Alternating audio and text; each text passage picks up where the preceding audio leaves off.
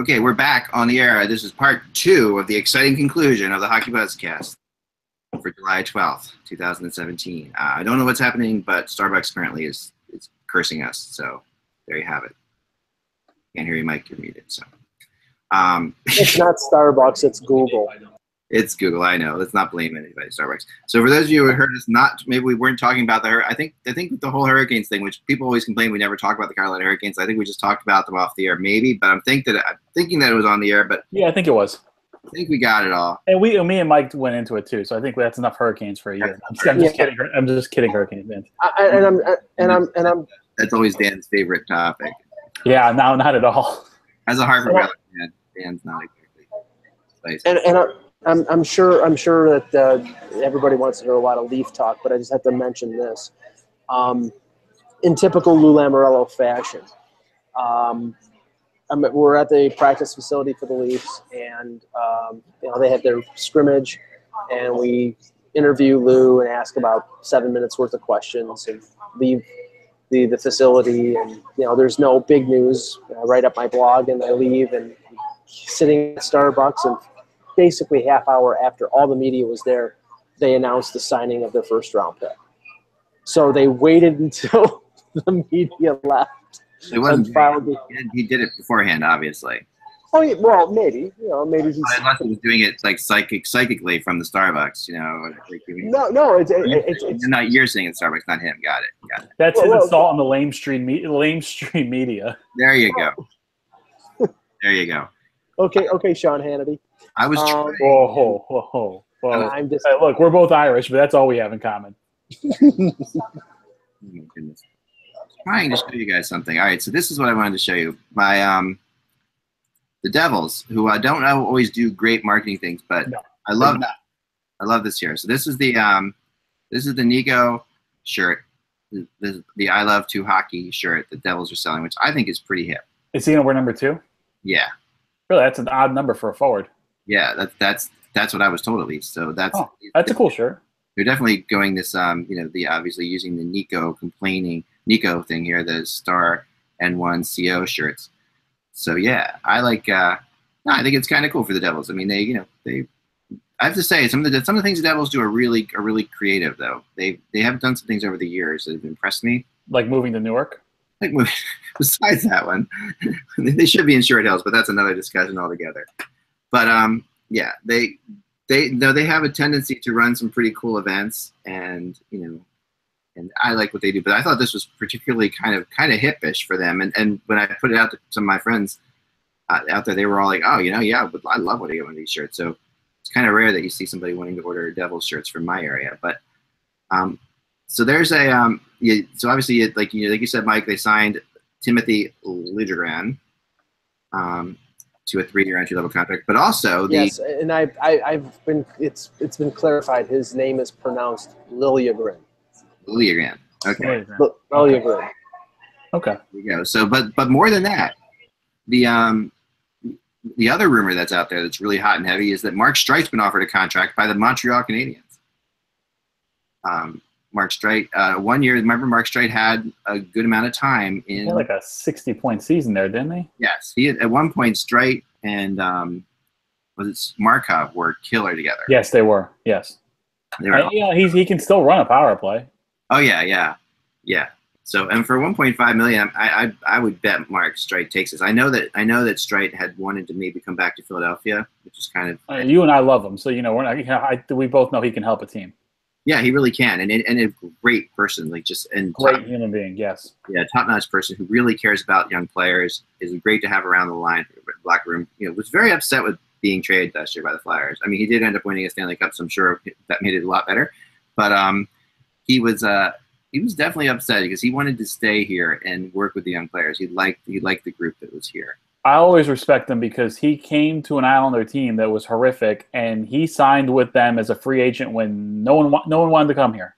I mean, and not like they're beating down the doors to get here now, but still, it was really at the bottom of the barrel, and I respect him for coming in when not many people wanted to. Yeah.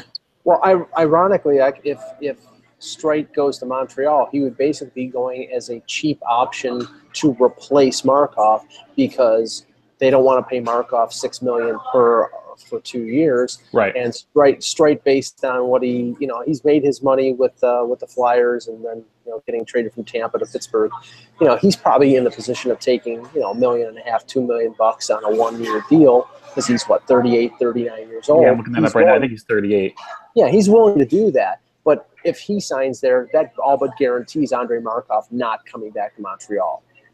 Oh, I don't know. I mean, this maybe they help get Markov back. I think Markov is going back to Montreal. I think Markov's playing a game with this team right now, because he hasn't really.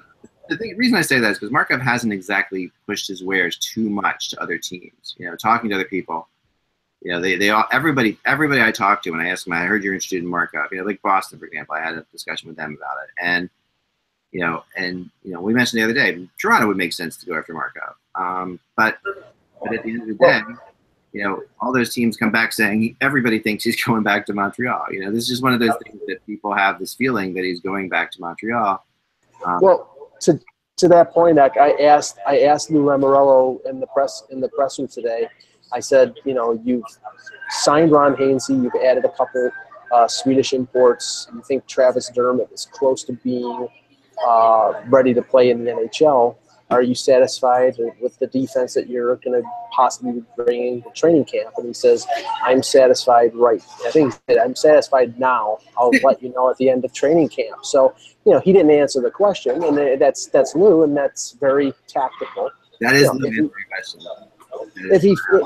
If he finds a way to improve his defense without, it taking way too many prospects, then he'll do that. But, they don't have the cap room right now to sign Markov for what he's asking for from Montreal. The question is, did you feel a cool wind and the hair blow up on the back of your neck as he was talking to you? Because that's usually what happens to me. Like, I have a sense of, like, that's pretty good answer. I mean, he'll usually look at you and say, sure. That's all. Are you satisfied? Sure. He actually. He's the person who taught me the concept of GM statements being like milk in a refrigerator that's not on. It's gonna go bad. It goes bad pretty quickly. He actually giggled during the response to my question, and I didn't feel a breeze on the back of my neck, but I did feel it up on top. But I don't have much hair up there anyway, so that's part of the reason why. Oh man. So what I wanted to talk about today, because we have a few minutes here, and there's not a whole lot of news going on, but I did think it was fun while we had Dan on here, was to talk about the Metropolitan Division in general, just for a little bit, because it is such a friggin' It's brutal division. Yeah, I mean, it's the best division in hockey by a lot, I think. And even beyond just the fact that you have the best team, regular season team, and the best playoff team in this division, right off the bat. You've got the Caps and the Penguins are right there, and then after that, I mean, who has a shot at making it into the playoffs in this division? I mean, that's the big question. Well, I think if you're looking at the teams right now, obviously they're not all done yet, but if you look at the teams right now, I think the Penguins are the best team in the division. Yeah. I think the Blue Jackets are still there and the Rangers are still there. I think they're very close. They're 2 and 3. I think the Capitals come back to the pack. I still think they're a playoff team. Yeah. But I think they're probably the 4th team in the division, and they're probably like the first wild card team. Then you have, if you go to the bottom, you have the Hurricanes and Devils coming up. I don't think the Devils are there yet, but they're significantly better. I think the Hurricanes, Flyers, and Islanders are all very close together. Yeah. I don't know what order they're in, but they're all very close together. The Hurricanes might have caught the Flyers. I'm not sure yet. Got to look at that goaltending. And you don't know what the Flyers goaltending either. But I think all 3 of those teams are fighting for one playoff spot. Yeah, and that's assuming that all 5 playoff spots come from that division, right? So and I'm going to say right now that they are. We don't know about the Atlantic right now. I think I still don't know about the Bruins. I don't know if Ottawa can repeat what they did. The Maple Leafs, yes. Tampa, yes. Montreal is still a playoff team as long as Carey Price is there. Buffalo's still a mess. Florida. I still don't know what Florida is. They should be good if they're healthy, but they can never stay healthy. So I still think the Metro gets 4 to 5 gets probably 5 teams. And if you're asking me right now, yeah, I think that's it. But to me, it's Florida, Buffalo, the Flyers, the Islanders, and Carolina for that last spot, right? So I think so. And I think Buffalo's got a serious shot at it. I do. I think so too. But they just got to clean up their blue line. Yeah. I think Pittsburgh's going to take a step back, not significantly, but 2 years of winning the Stanley Cup. They've lost a couple players, especially Bonino, who's I think an important player. Now they will get Letang back, but what kind of Letang are you getting back? That's the question. I think the Rangers, in an odd way, are better. I do too. I think they're quicker on the blue line. Now with Shattenkirk, with D'Angelo, and the only thing that's a question mark with them is I think they need help at center, and unless they move JT Miller to the middle. Washington is going to be a lot worse. I mean, I think they've lost a ton.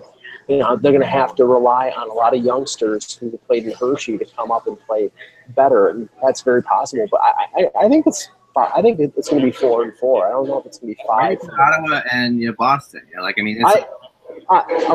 I missed it by a year. I'm again going to predict Ottawa finishing 30th.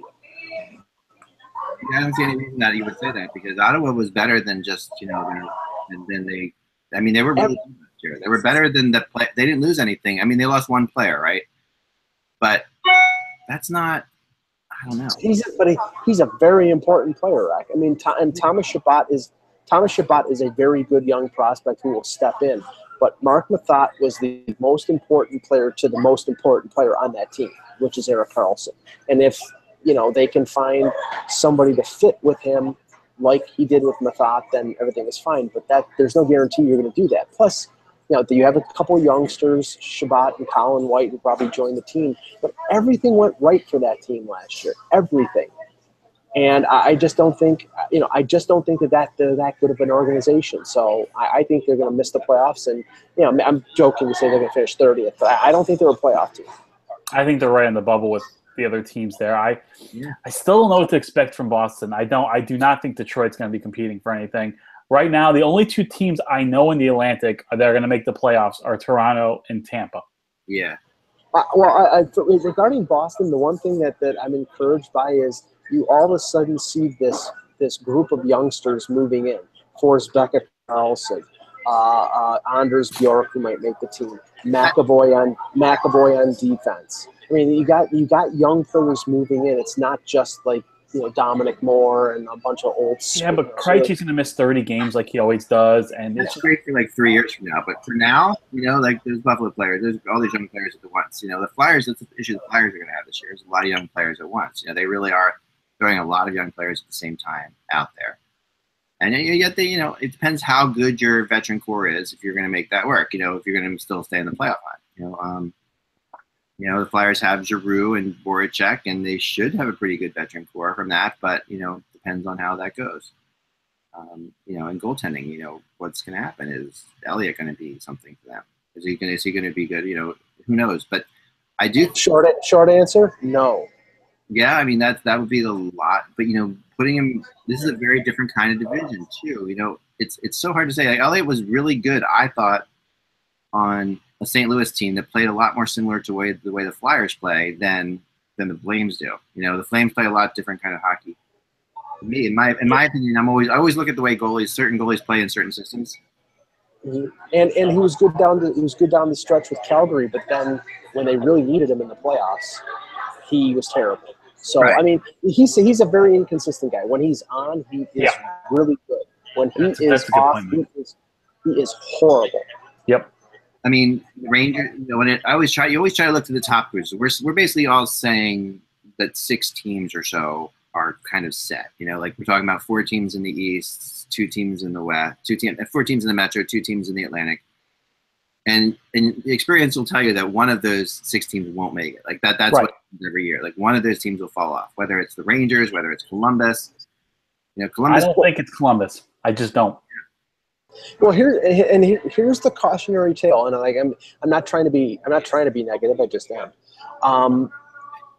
Everything went right with Toronto last year. No injuries.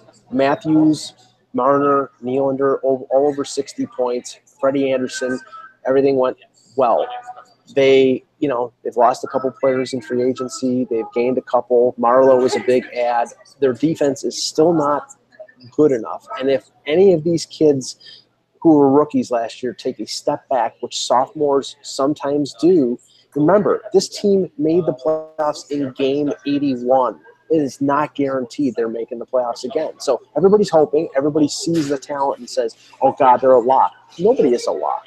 And I think if you're asking me right now if they're a playoff team, I say yes. If they were in the Metro, I wouldn't be saying yes. That's true. That's the difference. That's you're 100% right, Ek. Yeah, I mean that's why you sit there and you say, okay, you look at the other division that they're with, and you say who's going to knock them out of it. I don't think it's going to be Buffalo yet. I don't think it's going to be Boston at this point. Florida is a big unknown. Florida could have a run here for sure. That's probably the best chance of a team knocking them out of it. I think Tampa is winning this division next year. I do too. Yeah, Tampa. Yeah, and I thought that too last year, but so did I.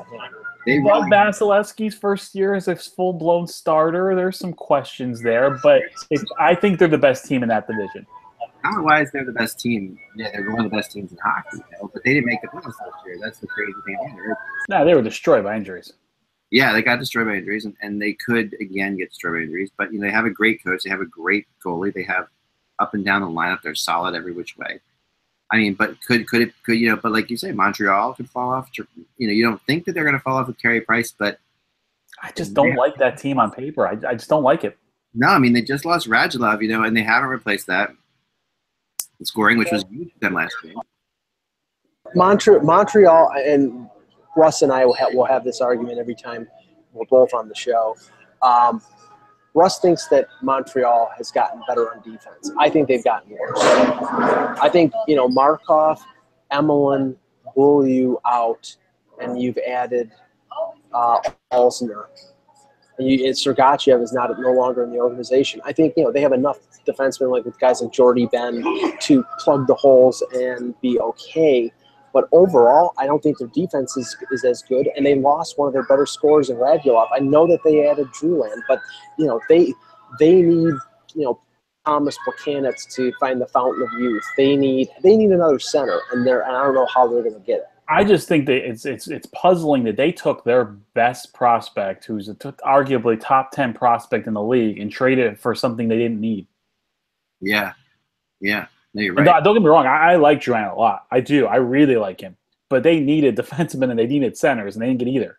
Yeah, they didn't get either of those. And and Drouin, Lord knows. I mean, he's been up and down. He's got all kinds of talent. He's got all kinds of skill. And granted, they were looking for him. He's a French-Canadian kid. There's a lot of good aspects to that, too. I mean, that definitely plays into their decisions that they make. There's no two ways. He's got to prove himself 5-on-5. We know he is a dynamic, creative playmaker. He is going to put up points in the power play.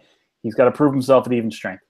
He's got to prove himself to Claude Julien. That's to me. That's good luck. Yeah, that's a thing. That's a great point. I had a former player say that to me. Yeah. That he was very skeptical of Drouin being a fit in Montreal with their coaching staff and the pressure he's going to be under because he's French Canadian. Yeah, I mean, Claude Julien's going to ride him big time, and this is you can talk to guys like Krejci in the past who have gone through this. That he rides his stars in a big way and expects them to be all over the ice. Expects them to be 200-foot players. No question about it. So Drouin has no defensive side to his game this year. Yeah, I know, and look, Galchenyuk and Julien weren't exactly a match, so this is going to be interesting. Well, I got two words for you. Tyler Seguin. Because that was the problem with Tyler. I mean, I know there was off the ice stuff with Tyler Seguin, but one of the problems, the big problem. Oh, there was off the ice stuff with Tyler. No, I know that, but the on the ice problem was that he didn't trust him to put him at center and put him on right wing, playing with Bergeron and Marchand to cover his butt because they didn't think he was good enough defensively. Right. Now, Drouin, the same. That was the same thing in terms of playing with more established players with John Cooper in Tampa. Where is that going to change? I think Julien is a hard-nosed coach, and he expects players to play two-way games. And if you don't, then I think you earn a place in his doghouse. We know that Galchenyuk did after 3 games last year. Maybe it was even 2. So, I mean, I think Drouin is on the same course. He's got to play more responsible defensively. And if their plan is to move him to center, Christ. I mean, I don't think it is. I don't think it is. It's a little unfair to put Drouin and Seguin in this team world because, I mean, I'm not – They're similar. Let's throw the off-the-ice stuff away because, honestly, if if Sagan shows up and is respectful to Julian and then does all the stuff he's supposed to do, he's not going to be the first person who's had a crazy off the ice experience in Boston, and the Boston Bruins have accepted. Okay, the Bruins have accepted things before that have happened up there. Yeah, but when you're waking up in gutters behind the purple shamrock. Yeah, I know. Well, yeah, it's speculation. You know what the problem is he was an 18-year-old kid in a town that hasn't won a cup, that is a great hockey town, and he won the cup as an 18-year-old kid, and that's he was the toast of the town. He was no part of that team, though. I mean, I covered that team. He was really a minor part of that cup-winning team for sure. Well, he was a minor role, but I mean, you remember the pictures of him and Brad Marchand at the casino with their shirts off. I mean, he was enjoying it. So who hasn't taken their shirt off of Fox? Not either. I mean, come on. If we had Instagram back in the 70s, read the Derek Sanderson. Well, watch the Derek Sanderson documentary. We would have seen some things. Trust me. Yeah, I've talked to plenty of. Yeah, Derek Sanderson's a funny one to mention because I've talked to friends of his who said, they are so thankful that cell phones didn't have cameras. That cell phones didn't even exist in their era because, Lord, things that would have been shot on screen. That Oilers team, we would have heard a lot about that Oilers team. But the Islanders team too. Oh yeah. No question about it. So, I mean, all that stuff is, I think that I know guys like Julian and even Neely, and especially Neely, and people like, those guys would be very much okay with everything as long as it's, and what Drouin does well is he's completely respectful to coaches. He is definitely one of those guys who shows up to work. All the stuff that people don't always. Unless it's Syracuse. Right. Well, people, the contractual stuff for sure. That aside, when he's under contract, he's there and he's in solid. For the most part, obviously, Mike was there at Syracuse when he didn't show up. But he heard Mike was coming. Why would you show up? Why would you show up? But probably a good time to change the subject. Thank you. I didn't even say his name. Sorry, I just spoke his name randomly. Anyway, let's talk to Sergei Gonchar has been named the assistant coach of the Penguins as well. So he's joining Mark Recchi. That's good stuff. Yeah. It's a solid staff for sure. And I like where the Penguins are going with these kind of players that they brought in because they're definitely going for the kind of players that are on the team. Like Gonchar would fit very well with this team, this Penguins team. Recchi would fit very well with this Penguins team. And that's what's kind of interesting. The coaching has been so good in Pittsburgh. You feel like they can lose these assistants. Like, losing Tocchet is not going to be a big deal. I would said yesterday, Dan, I wanted kind of your opinion on Tocchet. I'm not the biggest fan of this move by Arizona to get Tocchet. Yeah, I'm not either. And I don't dislike Rick Tocchet. Yeah. I just think with a team that young, I think I'm all for you hire the best person who's available regardless of their resume. I don't care if he's in the ECHL or college or whatever. If you think he's the best person for your team, you hire him. I just think you want someone you needed a bigger name there, someone more established, someone who can work with maybe 9 or 10 rookies in the lineup. Arizona's got to take a step forward. They have to. Yeah, well, the funny thing is the best guy that was available was probably the guy they fired, which was yes. Dave Tippett. And the second best guy would be somebody maybe like Lloyd Desjardins, who is going to be coaching Team Canada for the Olympics. But, roster-wise, I like what they've done in the offseason. It's time for them to take the next step. Well, a lot of the weight is going to be on those kids. I mean, it's going to be on Chychrun. It's going to be on Domi and Duclair. It's going to be on Clayton Keller. It's going to be on Dylan Strome. That's an awful lot of youngsters. Now, but guys like Stepan and Harlison are really going to take a lot of the pressure. And they haven't had that. They haven't had a veteran presence there who could actually still play hockey. No offense, Shane Doan. But they actually have a veteran presence there now who have been through the ropes, who've played tons of playoff games, who can take some pressure off these kids.